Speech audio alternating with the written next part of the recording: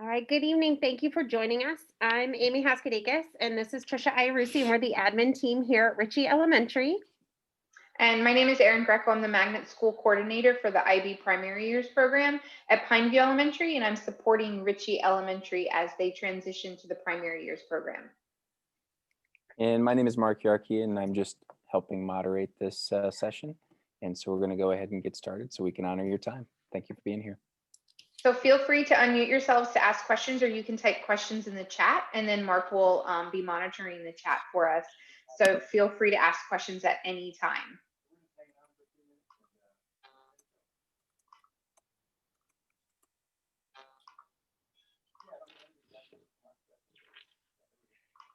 And we appreciate you being here so we can talk about PASCO Pathways and the opportunities that it's bringing to our schools here on the west side. Richey Elementary is, of course, what we're here tonight to share about. We are bringing this opportunity to students kindergarten through 5th grade, both students who are currently enrolled in Richey Elementary and those who may be outside of the boundaries but are interested in participating in this opportunity with us to bring the primary years program here. So since this is the last session for the evening, if you access Event Owl, I believe all the sessions have been recorded this evening. So you can go back and look at any previously recorded sessions from this evening. They will be accessible, but there's also an innovative programs link that you can access off of the district website. And that gives you more information, not only about the IB programs that are offered, but as any other programs as well that are offered within the district. And so this is the information about if you are not currently within the Richey Elementary School zone or possibly another school that you're interested in secondary, middle, or high school. This is information about the PASCO Pathways application window. It is through My Student, and the window opens January 7th through the 21st of this year. You'll receive notifications, and your acceptance window will for secondary schools will be from February 19th to the 28th. And then you'll hear about elementary notifications in the acceptance window March 12th through the 26th. You'll want to make sure that you set up some sort of reminder or ask for, I believe there's an option for you to choose to have a reminder sent to you so that you are able to come back during that time, and make sure to check your email because it is a short window for which you can accept it. And this is just a reminder, hopefully you have heard our mission for Pasco County Schools, that we exist to provide a world-class education for all of our students. And then as far as that, the mission is our why, and how we're going to get there is through our vision and our key priorities. So our vision is that all of our students will be achieving high success in college and career and life. And we'll get there through the 3 key priorities of data-driven decisions, high impact instruction, and collaborative culture. And so all of our schools align to those same 3 pillars. Richey Elementary is a true community school. We are located in downtown Newport Richey. We strive to create a strong Tiger family that really has a sense of pride within all of our stakeholders, both our students, our staff, our families, and our community. We do have approximately 595 students from pre-K through 5th grade currently. We also offer our Access curriculum program for kindergarten through 5th grade students. And we're lucky to have part of our feeder pattern already have this program established, which is a little bit different than our primary years program, but it has great opportunities for our students to transition to, both through Gulf Middle School and then also through Gulf High School, which is the application IB program. So the International Baccalaureate Primary Years program is a worldwide program through the official International Baccalaureate organization. So this program and framework is located in 109 countries. In Florida, there's only 46 primary years programs, and Richey Elementary would become the 2nd IB primary years program in Pasco County. And so 2 things as to why Pasco County had looked into bringing in primary years programs into the district was not only to complete the feeder patterns on both the east side and the west side, but it's also because IB does not just freely give out their name and allow you to just stamp your school with it. And that's not what we would want for our students. We want a program and a framework that really has quality assurance so that we are living up to the expectations that the International Baccalaureate Organization has set. And that is done through constant monitoring and professional development that is required through the International Baccalaureate Organization. So currently, Richey Elementary is on their exploration year. And so what is involved in their exploration year is it's a year of learning for the school and the staff. So once their year of learning happens, at the end of this school year, they'll be applying for primary years program candidacy, which is like your candidate year is basically where you're temporarily a primary years program that's in the works. And so for 2 years, they'll remain as a candidate year school. And the goal will be to work with their consultant that is assigned to them through the International Baccalaureate Organization. And that consultant will work with the school, the staff, the students to be able to prepare them to fully meet the requirements of what would be an authorization. So in the year 2023, the idea is that the IBO organization would come out in the spring and spend 2 days at their school, kind of going through everything with a fine-tooth comb and making sure that the philosophy and the framework that they believe in, that is what is the primary years program in their eyes, is apparent at Richey as well. So this is the graphic that the primary years program for IB uses, and it was updated in 2019 for a big reason, and that was really the center of this graphic. So the agency that you see in the center is representative of the student and the learner. So as you can see, you see the words voice, choice, and ownership, which we'll touch on in just a few minutes. But this graphic is really what represents the core of the primary years program. And I'll kind of give you a little bit more information on each of these pieces as we go through the presentation this evening. So this just gives you an overview of those three components: the learner, learning and teaching, and the learning community. So the learner is really focused on the students. The learning and teaching section is a combination of both student and teacher and staff.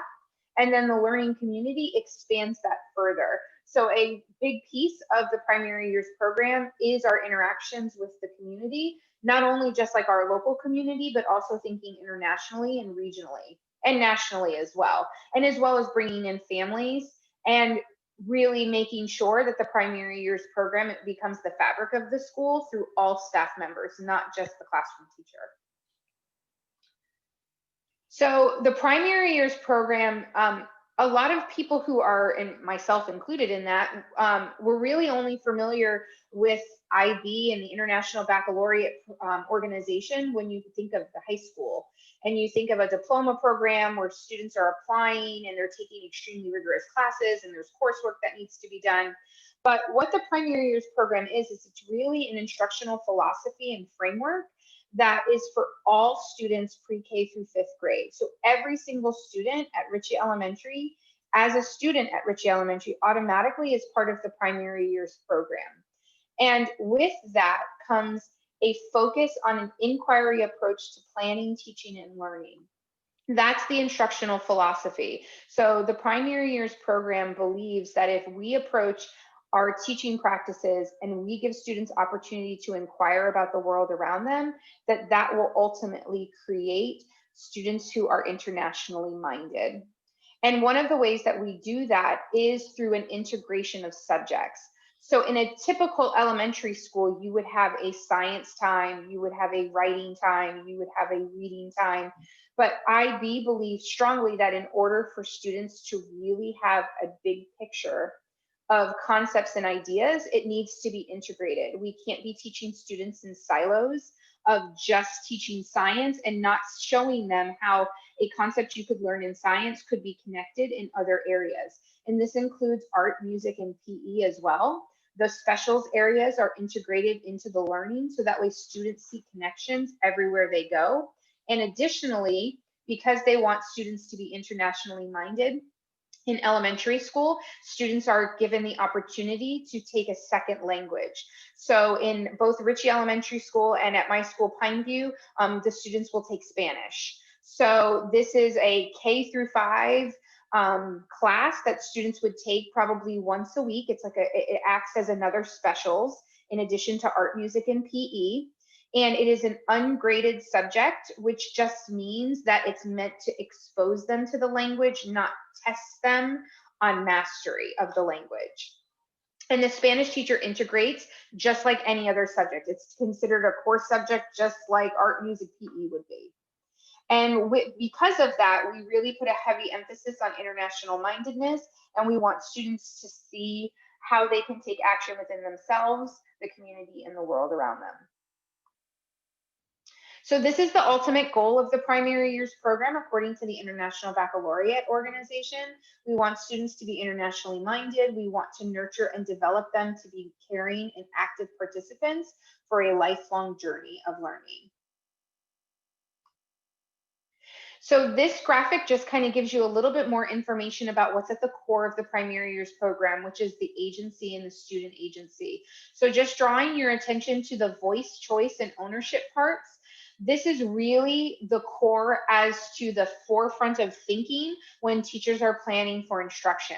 We want students to have voice. So instead of students just waiting to be told what they're going to learn, students are co-constructing the learning. So teachers are asking students, I have to teach you about Native cultures. What is it that you want to learn about Native cultures?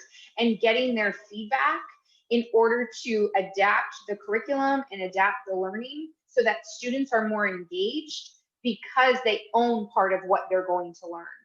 And then they have choice with that. They have choice in not only how they learn the information. Teachers try to find different modalities of ways of getting information into kids, whether it's visual learning, hands-on learning, auditory learning, but then they also have voice and choice in how they present their knowledge. So we really just want, like the line in IB is, we want kids to present their knowledge in any format that they want, because instead of putting them in a box of everybody will create a PowerPoint, that doesn't work for all kids, and that's not engaging to all kids. So we want kids to have choice in how they demonstrate that knowledge. And then we want them to own it. We want them to own the learning. We want them to set learning goals. We want them to reflect on the learning, but we also want to be a part of that reflection with them.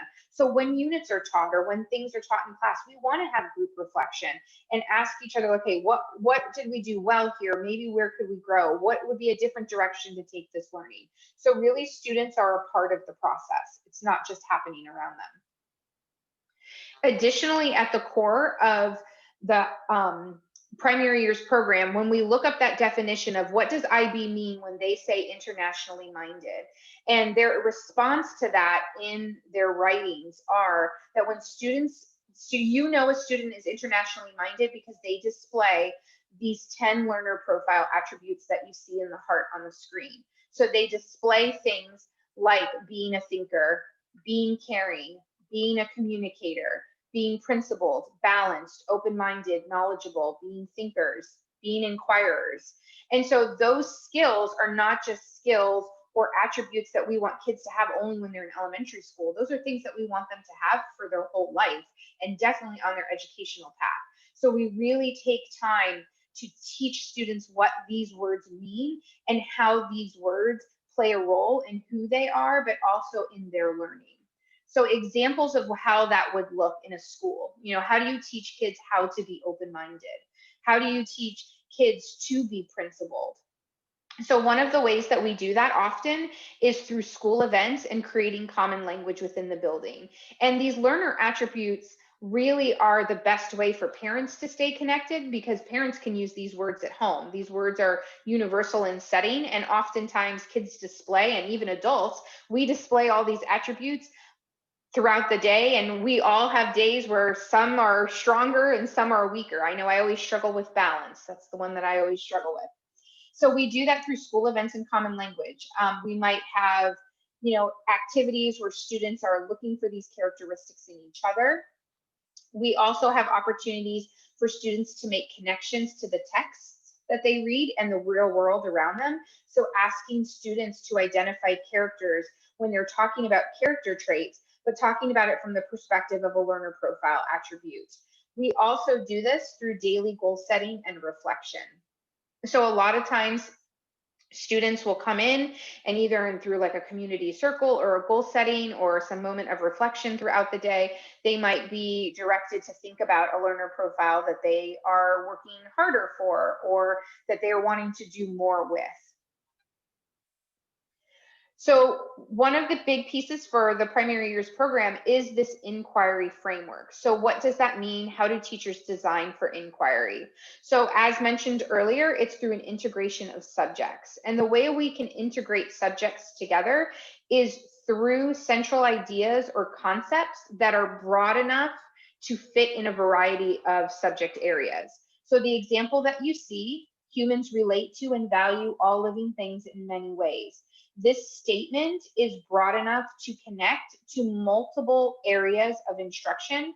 It is not just a central idea that only relates to science.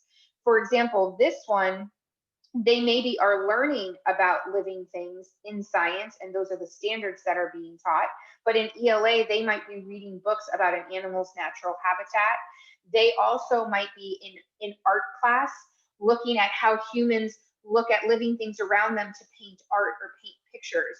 The music, to how, you know, the music teacher might take sounds that they hear in living things and how they create music from those sounds. So these concepts or central ideas are designed in a way to be broad enough that everybody can connect to them in some way. We also support, encourage, and create space for students to have natural curiosities to occur. So like I stated earlier, we don't just give students information. We provide them with a knowledge of what information they're going to learn based on what's required of us as instructors, based on what the curriculum is requiring of us, the standards for the grade level are requiring of us. But we give kids some voice in that by saying, if I have to teach you about weather patterns, what would you like to know about weather patterns? What questions do you have? And then we give them space to investigate those things. Sometimes their natural curiosities take us as teachers completely off course from anything that we had designed. And that's when the inquiry is at its best, is because it happens authentically. The kids are walking and all of a sudden wonder, why in the world do love bugs even exist? Because they seem like an annoyance. And it's the teachers taking the time to say, you know what, that's a great question. Let's figure it out. Let's go do some research. Let's see what we can find out. And that's really what we want to encourage kids to be, is to be inquirers of the world around them and then do something. Don't just have questions, but do something to find the answer. And so we really encourage that. You know, we know that the research tells us that kids are naturally curious. I mean, if you have younger children, you know how many questions they probably ask you. And as they get older, that starts to decline. And what we want to do is create the space within the school to get them to see that that's how they should be for the entirety of their life, is that they should be constantly naturally curious. We also give them opportunities to extend their learning through independent inquiry. So yes, there's things that we have to teach because they are the standards, but then we create opportunities where they can take that learning and go in a direction that has maybe more passion and engagement because it's something more that they want to learn. So allowing them to research an animal that they want to learn more about the habitat, instead of just learning about the habitat of the animals that were in the book that was required to teach. Giving them that space to have passion projects, to have inquiry projects that they can research those interests that they have that maybe are a little bit separate from what's required of us to teach. We also give them opportunities for application of learning. So we always want to connect the learning the best that we can to something that makes sense in the real world. So if we're teaching them, you know, 5 senses, we don't want them to just learn the 5 senses through reading text or watching a video. We want them to experience the 5 senses and then build into that. Okay, now you're a scientist. How would a scientist experience these types of things? So application of learning is always a contributing piece. And then again, we focus on those student wonderings. Probably the learner profile attributes and student wonderings are the two pieces that start the strongest and usually continue as strong as they've started, because these are the two easiest pieces, not only for staff, but for students to catch on to. And they love this opportunity to share out the questions that they have. And sometimes they're related to what the kids are learning, and sometimes they're just wonderings that they have. So the global and community connections, sometimes it's a little easier for us to make community connections with our elementary school kids, but the global connections we find with this age group tends to be a little bit more of a challenge. So we have to figure out some unique ways to make those global connections, because it's hard for students to think about the world being a little bit bigger than either their school or their community or their home. So a couple of the ways that we do that is by encouraging students to take action and kind of look around the world and see maybe a problem or notice something that might be going on, and then encouraging them to come up with ideas of what they could do to try to fix or solve or contribute to making that problem better. We also ask communities and families to come in and make connections to the learning. So if students are learning about a culture and they're in a unit that's all surrounding learning about different cultures, we like to invite families to come and speak about their culture. So we really try to make those homeschool connections for kids, so that way they can see that the learning goes beyond the building. And then we ask them to look into, especially our older kids, into regional and global problems, and really see that they themselves, even though they are young, have amazing ideas of solutions or ways to make these problems slightly better. And it really shows a spark in their passion of what they're interested in by giving them opportunities to kind of dig into these problems and research and come up with these ideas of what they can do to make the world a better place. And then we, of course, want them to take their learning further. So the big question we always ask kids when we're kind of in the middle of a unit and they've learned a lot of information is we ask them, now what? Now that you've learned all this information, what are you going to do with it? Because it's not enough that it just becomes part of your brain and part of your knowledge bank. We want you to do something with it. So this is where the action piece comes in. So in the IB Primary Years program, they use the cycle of choose, act, reflect.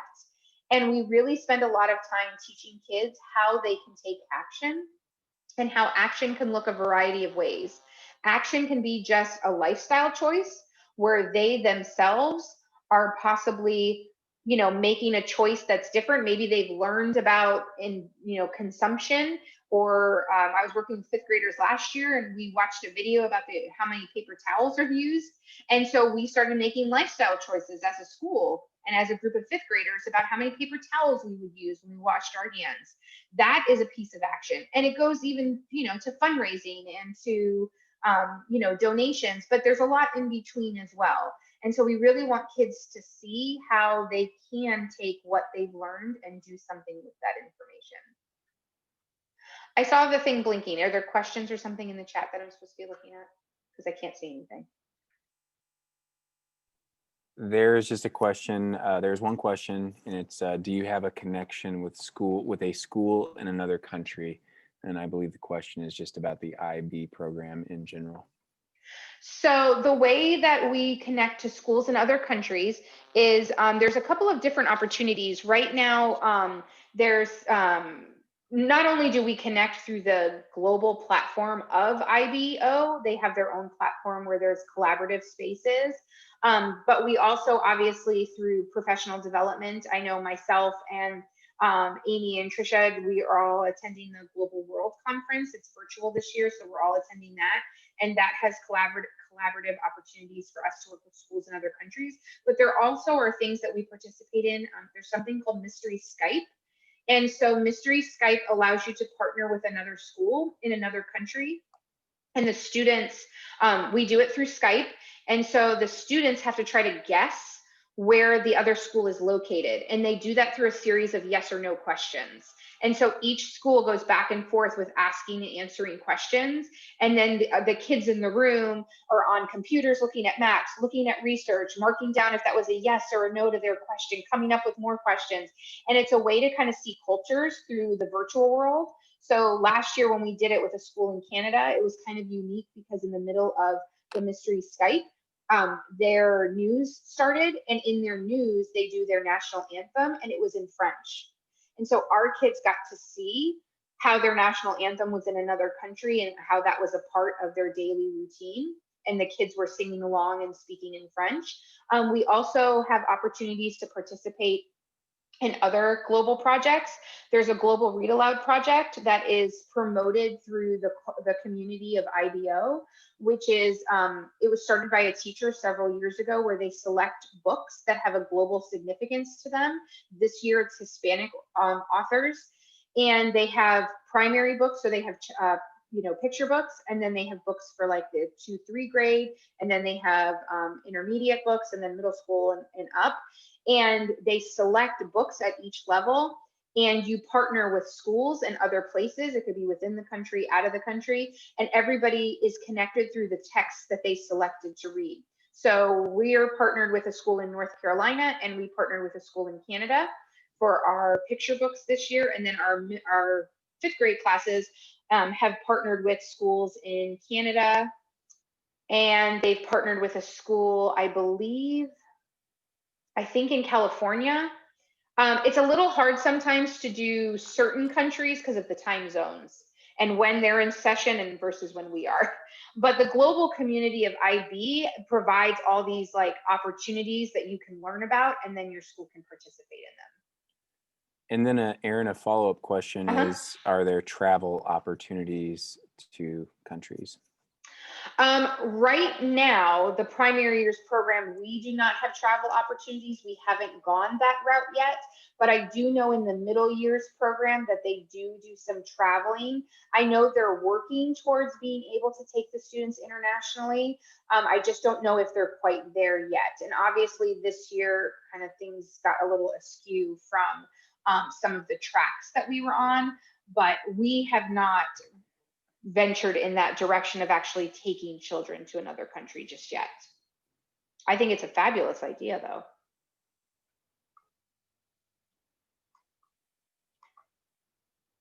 So a couple of the things that we do as a primary year school, in order for students to go further with their learning, is we try to, bring in those real world application opportunities. So this was a unit about producers and consumers, and students produced their own item to sell. They had to price it within limitations. This was a 1st grade class. They worked with the Spanish teacher to be able to speak to buyers in Spanish. So that's how Spanish integrated, and Spanish helped them make their signs. And she actually snuck in buyers who would only speak to the kids in Spanish. So the kids really had to know how to work with, sell something to somebody who might not speak the same language. And then the students of the class decided what to do with the money after. And this was taking their knowledge of what they had learned about producers and consumers, and also during math, they were in their money unit. And then this is how they took that learning to make it real world applicable. We also utilize field trips, both in person and virtually. So students, sometimes it's a provocation, a way to kick off a unit. Last year, our 5th graders went to the Kennedy Space Center to kick off their unit about exploration. But then we also ask people to come to the building. So we've had city commissioners come in, we ask families to come in, we want them to be able to see connections in jobs, but also we want them to see how that learning could become something that they do in their future. And then we utilize simulations as well. So this is another strategy that's used to help students understand perspectives that maybe would be a little hard for them to do, especially when it comes to historical context. So this was a 2nd grade Ellis Island simulation where the students all played the role of an immigrant. So they all had a profile of an immigrant, and they had to be that immigrant for the time of the simulation. And it was a lot of, and they went through the entire process of what it was like to go through Ellis Island from start to finish. And this was actually a full feeder pattern simulation, which was also cool because that's one of the benefits of the feeder patterns that Richey will have, as well as we have, is that you get to work with your middle school and high schools and their IB students who can support the younger kids. So we had the art club for the middle school, and then we had the high schoolers come over and they worked the simulation for us. And then we have, of course, with the taking action, we're always looking for opportunities for the students to take that learning in a direction that gives back to others as well. So just in reflecting before Amy and Tricia tell you about another amazing opportunity that's going to spark awesome inquiry in their students and connect fabulously to the primary years program, this is kind of the thinking that I would, kind of ask yourself to see if the primary years program is right for you. And like I stated earlier, hopefully you have heard that you heard me say that it's 100% of all students in the building. It is not anything that students have to test into. It is not a specialized curriculum. The teachers still use the resources that the district requires. They just plan and deliver that instruction differently. So they have the time, they take the time to look at what's being asked of them as a district from the curriculum perspective and say, okay, how can we make better integrated units? And how can we create space for students to co-construct that learning? And so this is where Tricia and I are extremely excited about the opportunities that are going to be available here at Richey. Our focus will be an environmental focus. We will really focus on the ecosystems in and around Pasco County, along with I lost my word. Conservation, there we go. Okay. Along with the conservation lens within those ecosystems, our students will have opportunities to have that hands-on learning and really dig into those units of inquiry while focusing on a more science environmental lens. So our Energy and Marine Center will be available not just to only our fourth graders, but it will be available to K-5 students, both at the center and here on campus. We will also have opportunities with their staff and their support structures to be able to bring learning to our students that they wouldn't necessarily have otherwise, and really be able to expose them to things that are happening right here in this community and how it affects the world around us, not just on this coast, but opportunities with even the other coast of Florida, like in-water research, the turtle conservation curriculum that we'll be able to do that's developed with in-water research there on the other coast of Florida. And they're bringing an opportunity to us that we'll be able to really learn about sea turtles and really talk about everything about them, their survival, their how to help support them, what their life is like, with real opportunities for them to see 3D models of them. Other schools in Pasco County will have this opportunity, but it'll be a very short time frame and only for certain grade levels, where for us, we'll have it for K through 5, and we'll be able to spend a lot more time working on that content, which will be embedded in our science curriculum. And then we're really excited because we'll be able to pilot something very new. Guy Harvey Ocean Foundation has partnered with the FLDOE to create an elementary collection of learning. And so every time a collection comes out, we at Richey will be able to pilot that opportunity here. And so we'll be the first ones to be able to provide that K-5 for all of our students. And it will be school-wide and an entire year-long opportunity for our students of learning. So we're really excited about those things that will be coming to us to help us build this, this vision of inquiry and learning about the world around us.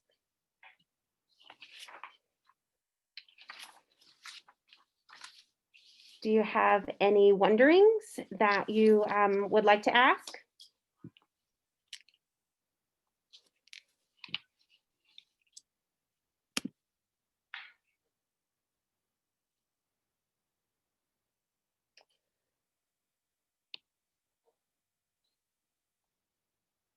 We are excited too. We cannot wait. We're very excited. The more and more that we learn about this, because we are learning also, the more excited we get about it and the opportunities that this will provide for our students. We're really excited for how this is going to help us create a love of learning. Mark put in the chat a link to a Google form. So if you would like Amy and Tricia to follow up with you, if you have more specific questions or, down the line you want them to follow up because you want more information, you can fill out the Google form, and then they would be notified so that they can follow up with you directly if you want more information about both the environmental focus as well as the primary years program.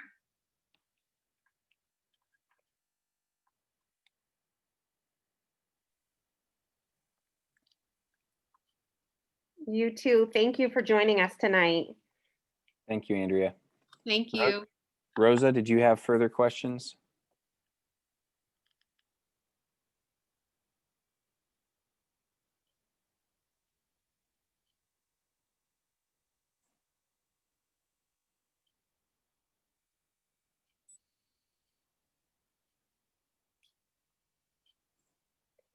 Hello, yes, please. I want to know if the Spanish class is every day or it is like a special class. Due to the schedule, because PE, art, and music are required to have so many days and so many minutes, it more than likely, I would assume, Richie's going to follow kind of what Pineview did, and it would be once a week for Spanish. Okay, thank you so much, and thank you for all the information. Pretty interesting. Thank you for joining us. You're welcome. Thanks for coming. Thank you. Thank you.